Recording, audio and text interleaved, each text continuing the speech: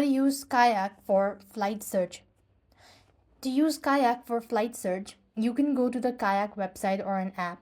In my case, I'm using the application. So open the app, and what you need is here, you just want to select flight or click on the flight section from the top left corner of the screen on the home page. When you do this, you want to enter the details such as origin and destination. So basically, I'm going to type in, first make sure to select whether it's a round trip, one way, or multi-city. Select it and then select the city from where you are going to depart, and after which you want to go ahead and add in where you actually want to departure, and where is actually your destination.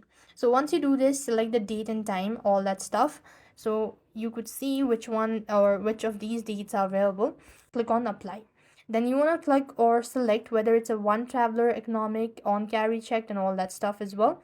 And you just want to go ahead and click on apply, click on the search button, and it's going to run the search, and you could find the listing over here or the available airlines available. You just want to go ahead and simply select them and click on the book button, or just click on the view details section, and then you could use Kayak for flight search. So this is the simplest thing you could do in order to search for flight. I hope the video was helpful. Make sure to like, share, and subscribe. Thank you for watching. See you in the next video.